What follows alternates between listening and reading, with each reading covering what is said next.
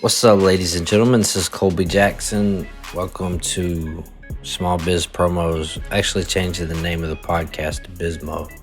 So, look, it's early on. Okay, there's gonna be some changes. Bizmo, short for business motivation. It's catchy. I like it. It's one word. It's 5 letters. It looks good. So we're going with it. All right. So I'm gonna officially reintroduce you to Bizmo. And on that note, if you're not constantly reintroducing yourself in some form or fashion in the world of business, you're sliding backwards, okay? You got to be reinventing yourself. I mean, you can look at some businesses that you would have thought would last forever, and they proved to be vulnerable when times got tough. And is that because they didn't reinvent themselves? No, but sometimes it is. If you can look at some examples of where there were so many things that companies did wrong, or at least so many things they could have done right that they did not do. And I think that's more important. And honestly, I think that's a really good thought. It's not about the wrong decisions you make as a business owner, an entrepreneur, service provider, sales rep, or professional of any kind. It's not about the wrong that you do. It's about the right that you could do and you don't do. I think that's really, really important and something to think about. It's not about the wrong that you do, but about the right that you could do and don't. So, a little change. We're going to change the name up to Bizmo. Going into the 3rd episode, I'm going to keep the 2 episodes, the 2 first episodes live because, this is a series. I'm feeding off of those 2. I'm feeding off the energy of them. I'm feeding off the storylines of them, and I want to keep this going. And it's a journey. I'm not going to take away something from that I did before, just because I'm changing the direction of where I'm going ahead. Just because I'm moving somewhere different in a forward direction doesn't mean I changed what I did in a backward direction. Changing the past does not alter the future. You know what alters the future? Changing the present. So, presently we're called Bizmo. I want to talk to you about why I turned down an account that would pay $260 a month. I don't know the exact math off the top of my head, but I believe it was something like over $3,000. I know it was over $3,000 a year. And just think, if you have a job and you get a raise and you added over $3,000 to your gross income, to your annual income for a year, that's it's a good chunk of change. $260 a month, man. That's a lot of money. And the cost of the job wouldn't have resulted in a profit of $260, but it would have been a very high margin of profit still. So it would have been a great account dollar-wise to have. The problem, though, is this guy didn't believe what I believe. That's why I didn't do business with him. And so I think some of the things we've talked about in the first 2 episodes can be applied to our side as well, as the professional, as the entrepreneur, as the hustler, as the entertainer, as a service provider, as a sales rep. It can be applied to us, right? Because if you don't want to be a business that just does business, or an individual that just does business with anybody, because you cheapen your brand that way. If you're doing business with a business, with a commercial account, and that's what this was. This was a hotel in Hoover, Alabama. I'm not going to say which one. Because I have nothing bad to say about the hotel. I mean, I've done some research on it, and it looks like it's decently reviewed, and it's in a good area. The problem, though, is that the guy that owns it, he contacted me. I didn't contact him. I didn't walk in his door telling him about my service. He found me online. He called me. And he said, I was wanting to get a quote for service. I said, well, I can give you a price right now. He wanted me to come do an on-site visit, and I don't do that at my company. I'm not saying that you shouldn't at yours. Every business is different. Every industry is different. And even for some pest control companies, it makes sense too. My service is just unique. Don't haggle over price. And this guy was the type of individual that likes to haggle, and I was not going to do that. And he was already giving clear verbal signs that he was prepared to haggle over price, because I told him, well, I do 3 apartment complexes. A hotel is going to be very similar to that as far as price goes. I asked him what some of his problems were. I said, do you deal with bed bugs, German roaches? Those are pretty common. Rodents, that's your 3 common pests in a commercial account, but bed bugs, especially for hotels and apartments. So he was like, we may have a bed bug situation from time to time, but not really. It's mostly, the roaches and the rodents. And the company we have right now is just not staying on top of it. They're just not doing a good job. And so I said, he told me what company it was, and I'm very familiar with them. I said, okay, well, you're probably paying, a good bit too, so I'm sure that I'll be cheaper for you. And he goes, well, I've been with them a long time, so I actually, I'm happy with my price. So this guy was canceling, and that's another thing too. Anytime you're getting somebody's business and they currently have a business like yours, you want to find out why they're canceling, because you don't want them to do it to you. You know what I mean? So you got to educate yourself about the customer. Do your research on your customers just like they do their research on you. Obviously, you're not going to be able to find like reviews on these people. I'm not saying you should stalk them and figure out exactly who they are to decide if you want to take their business, but just through a simple conversation, you can pick up on some red flags with people. And that may take some experience, but we're going to go over some of that stuff here on the podcast and maybe help some of you guys reach that level of experience a little faster than you would have without some assistance. So he wasn't canceling on price. He was canceling for service. Well, that's great. I'm an owner-operator. I could provide phenomenal customer service. There's a problem, though. The company he was using was a big corporation with a lot of corporate backing. Now, when you have corporate backing like that in this business, you are a slave to division presidents, region managers, and stuff like that.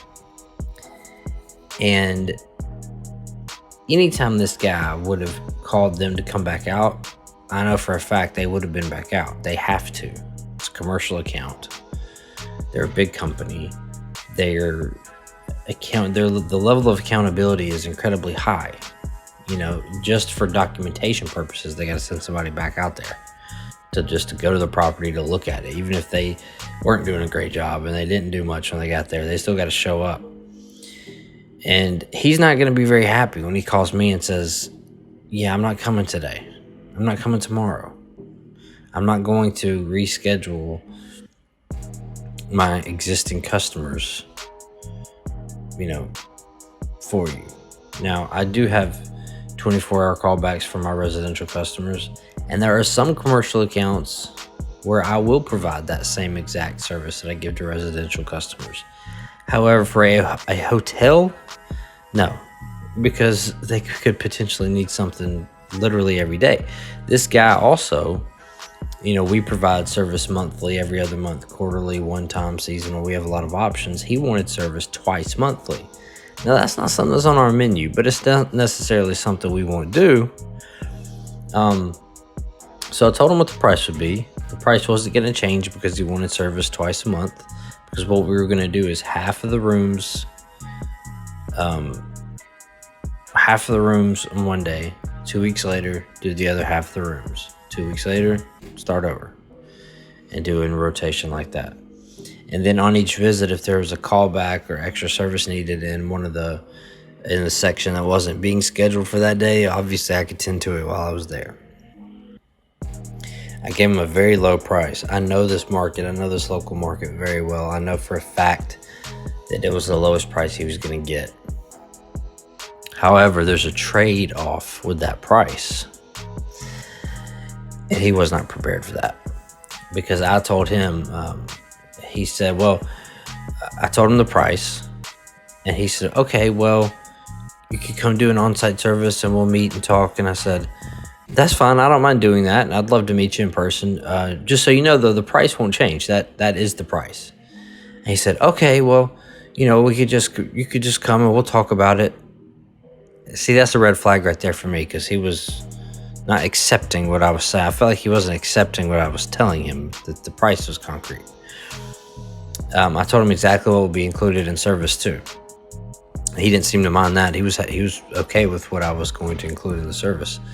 And he said, I'd still like you to come do an on-site visit. I said, that's fine. I don't mind doing that. I'd love to just meet you and talk to you about the property. I said, let me look at my schedule when I get back home. My schedule's at the house, and I will look over it, and then I will be able to call you back. Today, I'll text you if that's all right. If not, I'll call, and I'll get back to you this afternoon before 5 o'clock and tell you what day and time that I can come by and talk to you. So he then says, okay, well, I'll be here until 5 today. I said, I'm not coming today. Keep in mind, when I was talking to him, it was like 4:15. Okay. I said, I'm not coming today, man. He said, well, I'll be here till 2 or 3 tomorrow. I said, I don't work on Saturday, but I can come next week for you. My schedule's at the house. I'll be back home very soon and able to check the schedule and call or text you before 5 o'clock. I was only about 10 minutes away from my house doing a job. And he said, well, okay, well, I just, I want to get on this, so I do have some other things lined up. And that to me was like, that was it. That was the nail in the coffin for me, that statement he made. Because look, man, you contacted me. Okay.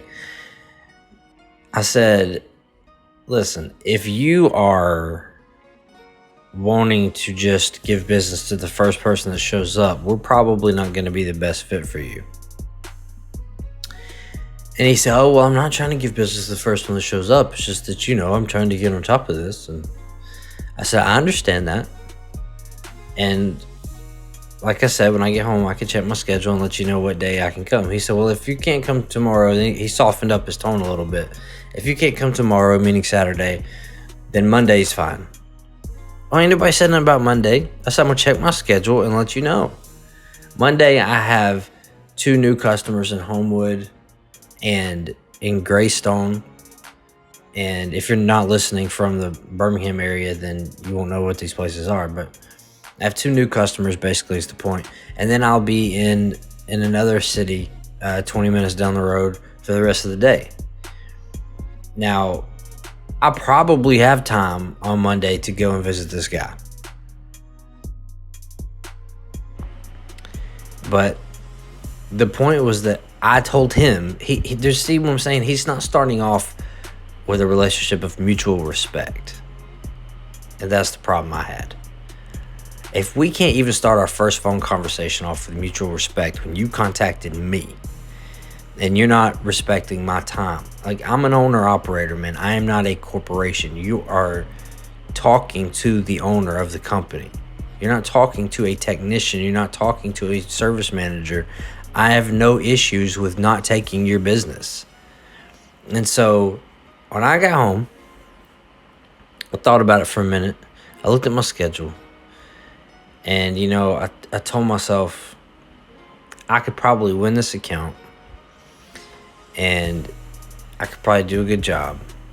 But this guy is going to be problematic for me as a customer. And I'm eventually going to want to drop him. And then I'm going to risk a bad review. I'm going to risk a bad reputation. I don't want to do that. And so recognizing bad business from the get-go, recognizing red flags, and then having the maturity and the wisdom to turn down bad business, even if the money's good. It's not easy to do, but it's necessary to do if you want to build a good business. I have to think about the future of my business. I have to think about the quality of my customers and the expectations that my other customers have. And I have to understand that, and remember, I'm the professional, and this guy's the respected. I'm the professional, I'm the expert, and that we're doing this on my schedule for a reason. Because for one thing, the service has to work a certain way. There are parameters within which the business must operate to function. And I'm not going to do a disservice to my existing customers for a new customer. I don't do that. I do not prioritize new business over existing business. And people always ask me, well, how do you make sales? I make sales all the time. I do business with people who believe what I believe, who believe in mutual respect, positivity, peaceful relationship, and who treat me as a professional and an expert, because that's what they're paying me for. If they don't see me as a professional and an expert and can't wait a couple days for me to just get them started. Now, once they're started and they're on the books, they're going to be treated like royalty. They're going to be treated like their needs matter immediately. They are going to be treated like, I'm talking about they'll get 24/7 communication response. They will be in the circle of trust at that point. They will be in the club. But before that happens, we have to lay the groundwork. It's kind of like when you're dating someone, those first couple dates, those first couple months or whatever, when you're setting the tone for what the nature of your relationship will be. It's hard to come back from that if you try to undo anything. If you start off a relationship allowing someone to treat you a certain way, it's hard to undo that. If you start off a relationship treating someone a certain way, it's hard to undo that. If you raise a child a certain way, it's hard to undo it when they're a teenager, isn't it? So the same thing in business. Like if you take care of a pet, a car, a certain way, you can't expect that car to run just, like it was brand new a couple years down the line. Relationships are the same across the board, guys, and it does not. It does apply to business. It applies to business. These things apply to business. Relationships matter in business. So we gotta have mutual respect. We gotta have positivity. We gotta have an understanding that we're gonna be respectful toward each other and how we talk. And a lot of times customers will, but when you're a service provider, think that they are supposed to dictate the schedule because they're the customer. Well, here's the deal. I'm one person. So the type of service you're going to get is going to be personal. And I told him this. I said, now, we are a local business that provides personal, exclusive service to customers. So you don't dictate what we do and when we come. You pay us, and we don't charge much. I could charge a much higher fee for the type of service I'm providing and the type of availability I'm providing, but I don't, because I have low overhead, so I don't stick it to my customers. I keep my prices low, and I keep my customers happy, and I keep my customers in good standing. I treat them like friends. Truly, I do. I always tell my customers, I'm like, I don't treat you like family. Olive Garden says, when you're here, you're family. I don't want you to treat me like your family. People treat their families like crap. Treat me like a friend. I'm a friend. Let's be friends, So me and this guy weren't going to be friends. You could tell. So I texted him when I got home. I said, hey, Mike, upon further consideration, I do not believe that Iron City Pest will be the best fit for your business. I gave him a brief explanation as to why. And then I said, I am an expert in the pest control market and in the pest control industry. However, I'm also an expert in the Birmingham market in particular, and I know what all the companies do. I know what they charge. I know how they train. And I recommended a company to him that has a commercial-only branch locally that is still a family-owned company, but is very large and has a corporate backing he's used to.